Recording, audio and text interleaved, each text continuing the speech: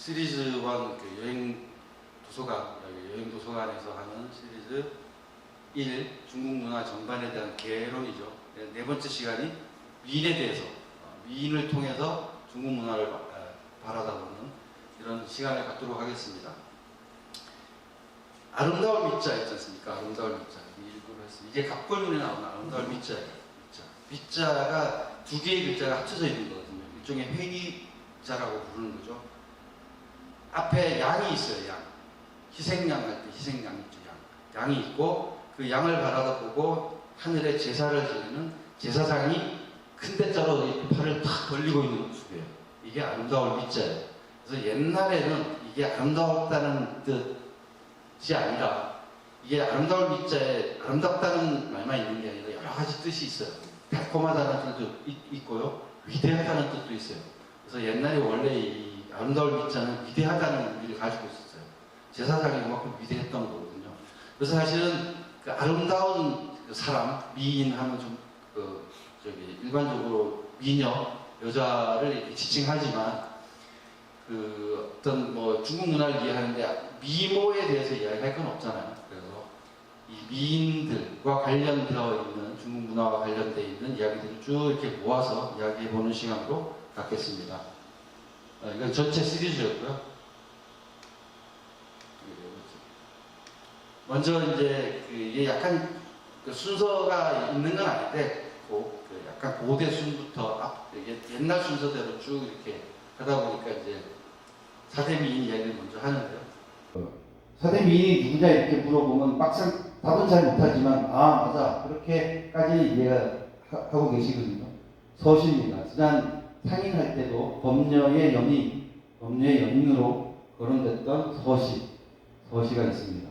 그때 이야기한 것처럼 이 사대 미인에 대해서 사대 미인을 누가 정했냐고 물어보지 마세요. 그냥 사대 미인 하면 중국 사람들 그냥 다 사대 미인 이렇게 하는데 가장 옛날 기원전 사람으로 이제 출연하는 게 이제 서시잖아요.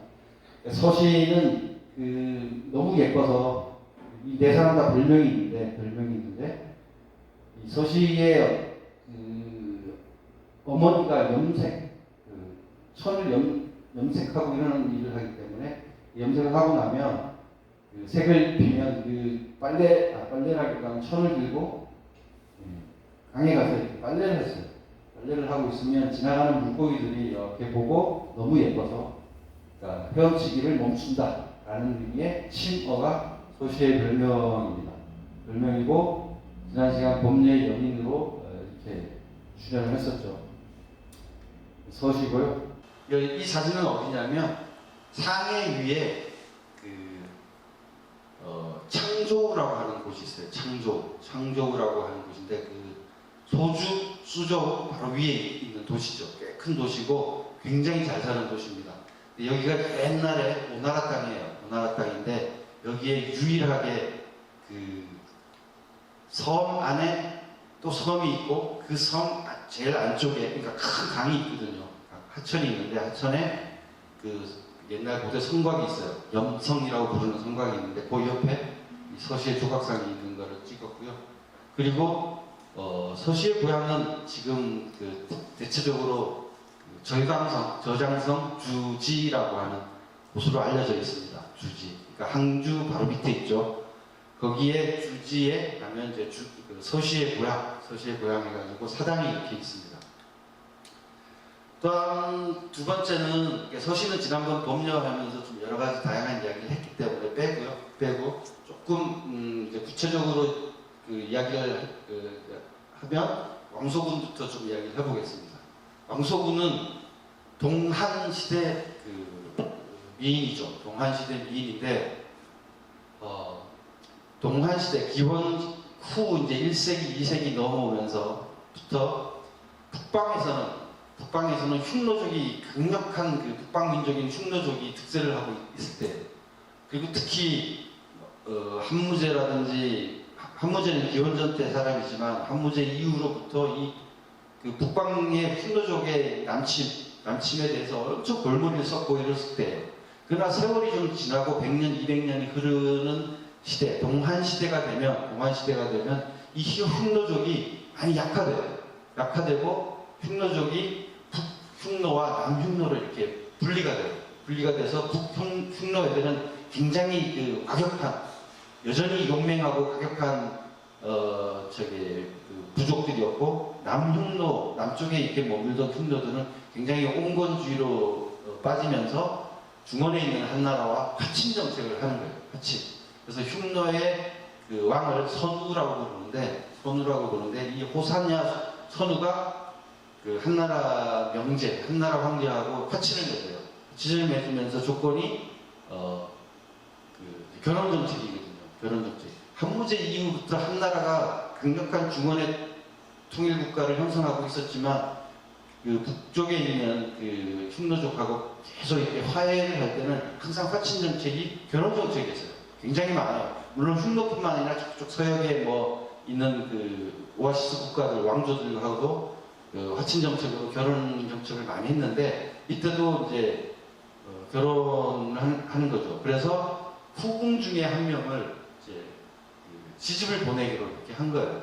그래서 이제 어차피 이게 실제로 그 정사에서 있었던 이야기냐를 뭐 따지기보다는 그 야사나 이런 식으로 많이 이렇게 이제 전해지는데 이제 어떤 얘기가 있냐면 이제 선우가 오는데 이제 골라야 될 거 아닙니까? 이제 후궁 중에서.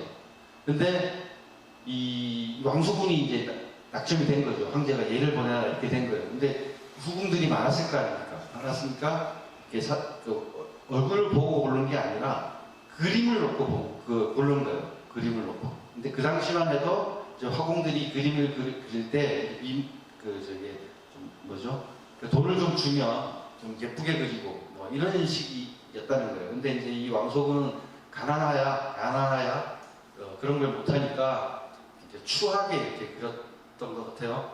그러니까 이제 이렇게 골라서 이제 간택이 됐는데 막상 불러서 와서 보니까 너무나 예쁘게 생긴 거죠. 4대 미인에 들 정도로.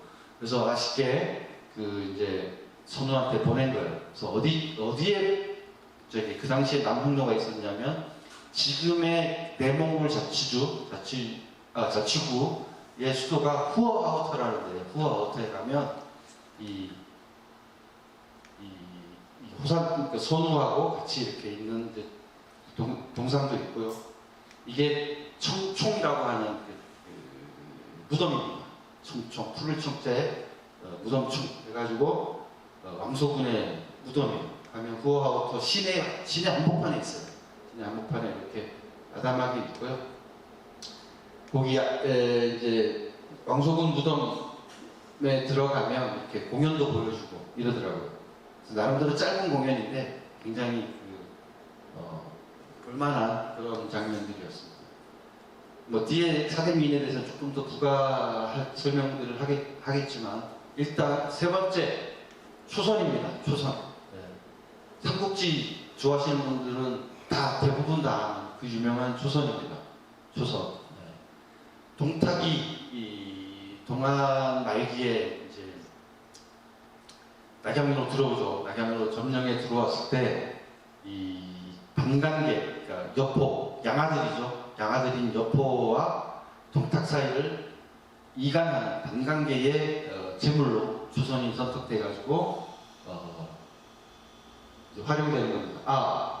이 나가는 이 별명을 설명 안 했네요.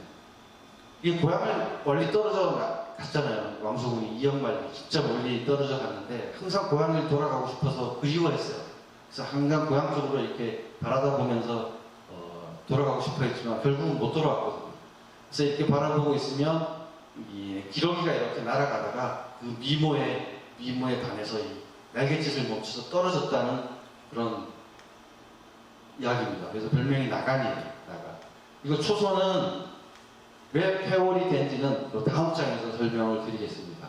그래서 제목을 제가 삼국지 허구를 수놓다 했는데 원래 정사에서는 이 초선이 등장하지 않거든요. 네? 그 소설에서만 등장하는 가공의 인물이죠. 가공의 인물인데 중국에서 이 가공의 인물을 가만히 두겠어요?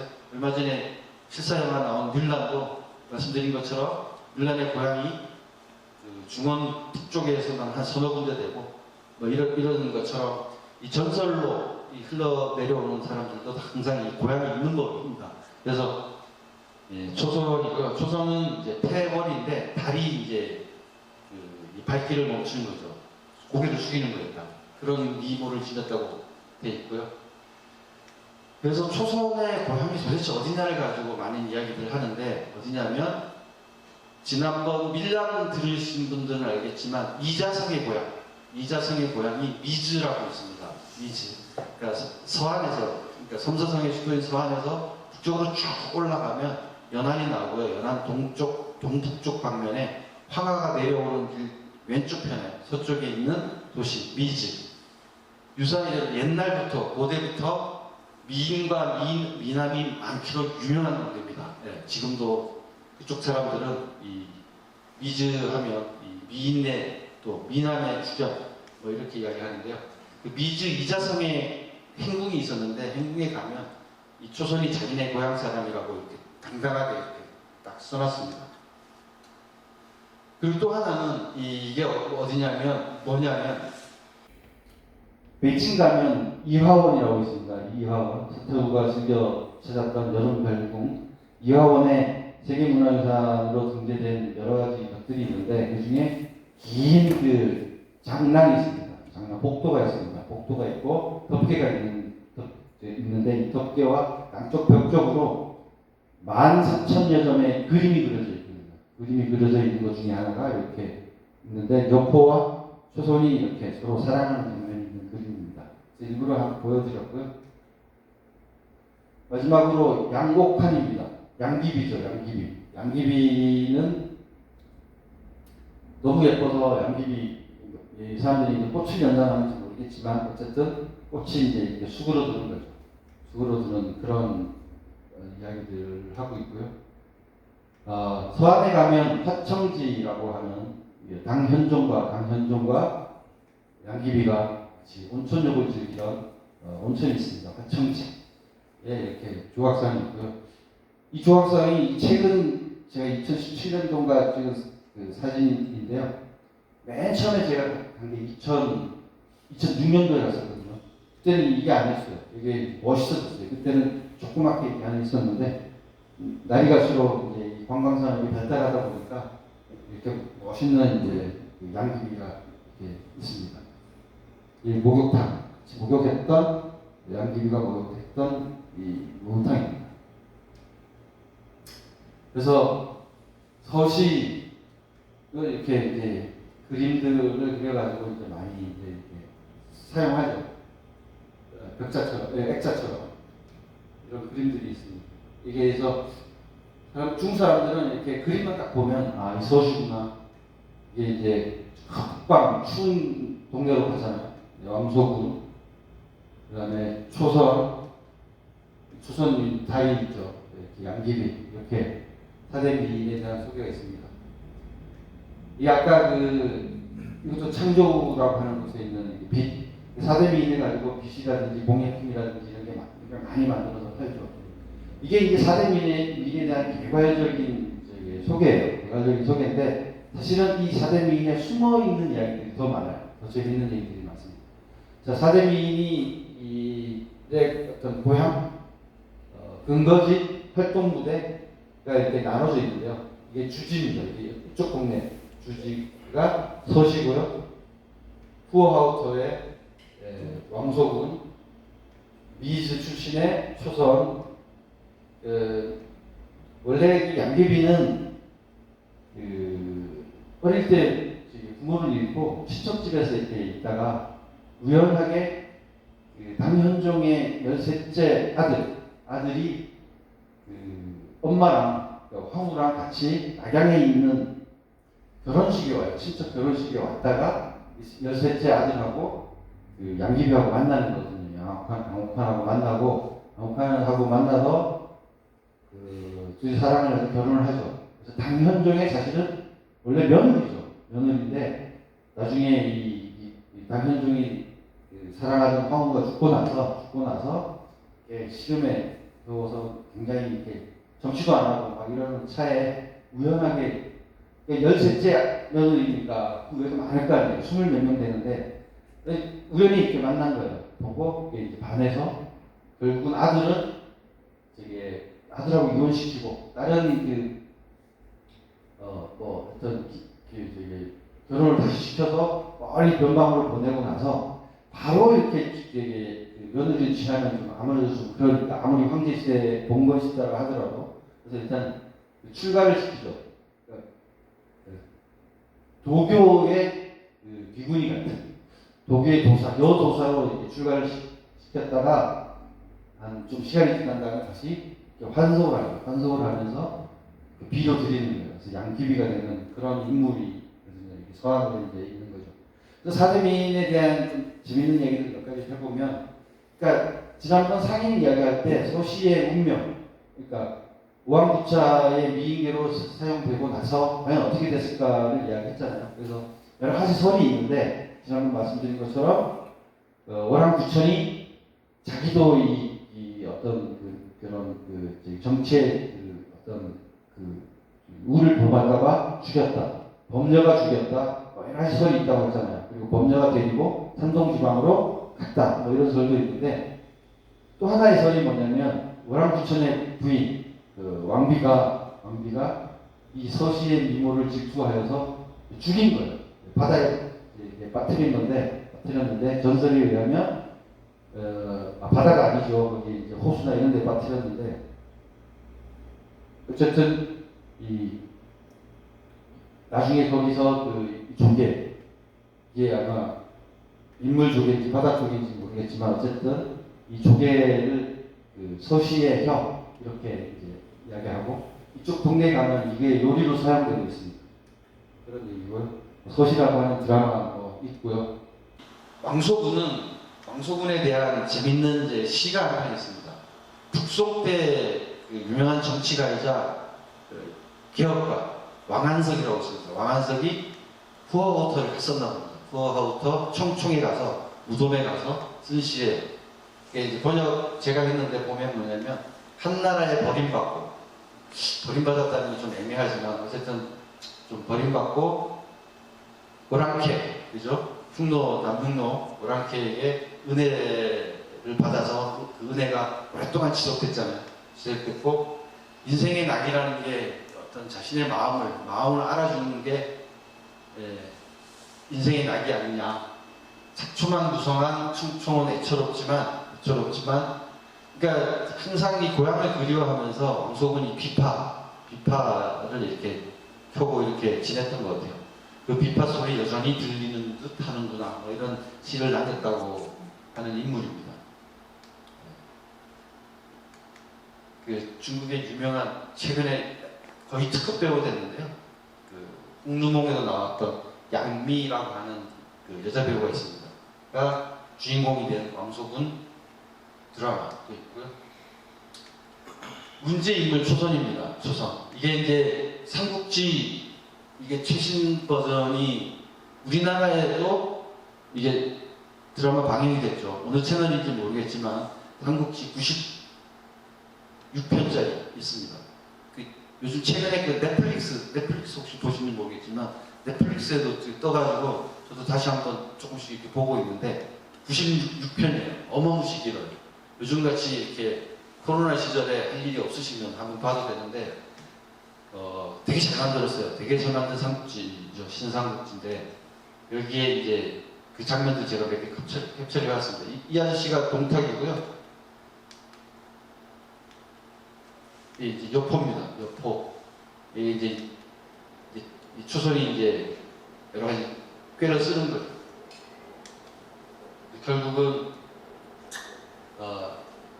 여포가 자기 양아버지인 동탁을 긴 창으로 찔러주는 장면도 나오고요.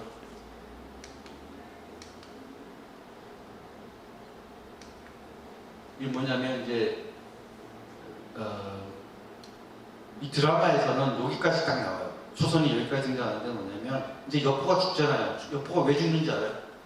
그러니까 전투를 하다가 이제 포로가 돼요. 생포되는데 이게 조조한테 체포되거든요. 조조는 이 여포의 무공, 그러니까 유비, 관우, 장비 셋이 싸워도 1대3으로 해도 무승부했잖아요. 그 정도로 강력한 무술을 자랑하고 그런 그죠? 의적토말하고 김창을 휘두르면 정말 최고의 내공이죠. 최강이죠, 최강. 아마 나중에 그 마초랑 여포가 계속 살아 있었으면 마초랑 둘이 붙었으면 아마 1대1로 아마 승부를 볼 만했을 겁니다. 물론 이제 마초는 장비랑 싸워가지고도 이제 무승부를 하긴 했지만 어쨌든 조조한테 이제 죽는데 그 옆에 유비가 있어요. 유비가 조조한테 위탁하고 있을 때거든요. 위탁하고 있을 때 이제 막 이제 자기 부하가 돼서 천하를 제패를 이제 꿈꾸게 돼요. 조조가 막 되는데 이제 막 갈등하고 있는데 여포가 그러는 거죠. 옆에 유비가 있으니까 너 옛날에 내 은혜를 생각해서 그 조조한테 이야기 좀 잘해줘라 뭐 이렇게 하니까 유비가 딱 정색을 하고 조조한테 뭐라고 하냐면 그 여포가 저기 양아버지가 3명이거든요. 맨 처음에 정원 그리고 또 정원이라고 한 사람의 장수였다가 정원을 죽이고 동탁한테 갔거든요. 그다음에 동탁을 죽이고 나서 조선의 아버지를 잠시 양아버지로 하죠. 그러니까 양아버지가 셋인데 셋이 다 죽었어요. 그러면서 유비가 조조한테 뭐라고 하냐면 이런 어떤 그 천하의 지혜가는 무술을 지녔으니 4번째 양아버지로 조조가 하심이 어떠십니까? 라는 이야기를 딱 하는 거예요. 조조가 깜짝 놀라면서 바로 죽여버리는 거예요. 여포를. 이제 아주 여포는 뛰어난 무공을 지녔지만 너무 이게 신의가 없는 그런 인물로 비춰지죠. 그리고 나서 조선도 체포가 됐을 거 아닙니까? 같이. 그래서 조조가 너 내 수청을 들으라고 이제 어떤 이런 얘기를 하는데 드라마에서는 자살하죠, 자살. 이렇게 호수가 하나 있고 호수 옆에 백거이가 쓴 시가 있습니다. 시 840자에 이르는 긴 시가 있습니다. 이게 장한가가 뭐냐면 양귀비는 결국은 당현종과 이렇게 사랑을 하다가 그 안사의 날, 안녹산과 사사명의 난으로 결국은 안녹산의 난이 일어나면서 황제가 청주, 사천성 청주까지 피신을 하거든요. 당나라 역사에서 황제가 그 황궁을 버리고 청주까지 이렇게 도피한, 피신한 게 2명인데 지난번 밀란에서 황소의 난 때 한번 도피했고요. 그건 나중이지만 첫 번째가 이 당현종의 안녹산의 난 때 당현종이 청주까지 이렇게 도피를 하죠. 그때 도피를 시작해서 서안에서 얼마 안 가서 마회역이라고 하는 곳이 있습니다. 멀지 않아요. 한 2, 3일이면 옛날에 걸어서 2, 3일이면 되는 마회역이라는 데에서 친위 쿠데타 비슷한 게 일어나죠. 그래서 당현종한테 여러 가지 이제 하고 황위를 이제 그 아들한테 물려주고, 그러니까 이제 당현종이 워낙 어떤 형제로서의 책임을 다하지 못했던 것 때문에 생긴 거죠. 그리고 조건이 양귀비를 죽이라는 거였거든요. 그래서 양귀비를 죽이는데 그 마회역에서 어쩔 수 없이 당현종이 죽이고 슬픈 그 마음을 안고 그 황제의 직위도 놓고 사천전 청주까지 갔다가 다시 이제 환궁을 하게 되는 이런 스토리인데, 이게 거의 한 100년은 안 되고 가까이 돼서 백거이가 그 마회역 부근의 현위로 이렇게 근무하게 돼요. 근무하면서 그때 그 현지에 있던 친구가 된 사람하고 진홍이라고 하는 사람하고 셋이서 일종의 소풍을 가는 거예요. 그 마회역 부근에. 그래서 이게 술 한잔 먹으면서 이런저런 하는데 그 현지 사람이 이 이야기를 들려주는 거예요. 당현종과 양귀비의 슬픈 그 운명, 사랑의 이야기를 쭉 이렇게 이야기를 해주는 거예요. 그걸 듣고 진홍은 소설을 썼고 백거이는 시를 지은 겁니다. 이게 그 유명한 장한가입니다. 장한가가 840자인데요. 이 장한가의 그 스토리, 소설과 시, 이 스토리를 기반으로 화청기에 매일 저녁마다 공연을 하는데 그 공연이 되게 예쁘죠. 공연에 우리 그 시 중에서 제일 끝면이 뭐라고 나오냐면, 이게 제가 기사에서 썼었는데 워낙 기니까 다 하긴 뭐하고.